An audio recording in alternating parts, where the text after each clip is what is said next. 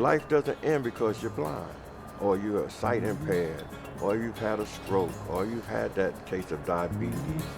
That life doesn't end. Some people will tell you that life begins at 30 or 40 or 80 for that matter. But life really begins when you want it to, or when you need it to. You know, a lot of people, and I've listened to a lot of people get discouraged and sit around and say, poor me, poor me. Well, I didn't do that. I'm here to learn how to live if my eyesight get any worse. Mitch, Philip, and Teresa, and thousands of Floridians like them have made the decision to live and keep living. Their eyes may be failing, but their spirits are strong. They're fighting back against vision loss, determined to get their lives back on track. I can see peripherally to the side, and if I turn my head like this and get you in the right position, then I can see the features. But just looking at you straight ahead, all I see is just a blob, a gray fog, sort of like over a lake. Philip has macular degeneration, a common problem in people over 60. He can't read anymore, and he can't drive. He's not blind, but his failing vision also made it difficult to do many household tasks. So he's learning to adapt. Feel for that little opening, and then you want to put your thread, on top of it. We learn how to do things on our own that we've in the past we've taken for granted, but we learn how to do them in a different way, such as marking things so that we can recognize them using tape or little bumps or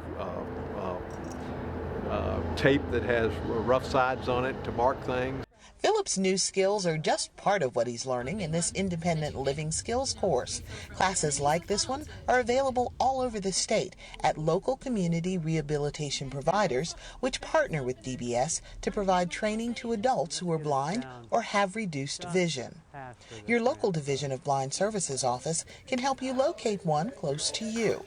The classes are open to anyone who is visually impaired in both eyes and needs help to improve or maintain their independence in their home and out in the community.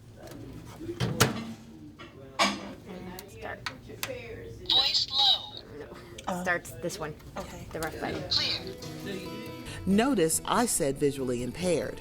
You don't have to be completely blind to take advantage of these services. Most people aren't.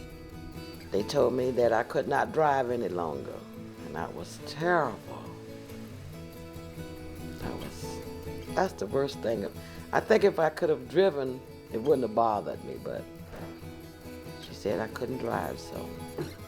Teresa says her children were afraid to let her leave her house when she was first diagnosed. They were afraid she'd get hurt, but she wasn't going to stay cooped up for long. But now I have my cane, and I'm mobile. I can walk, so that's why I'm trying to learn everything I can while I have this amount of vision that I have.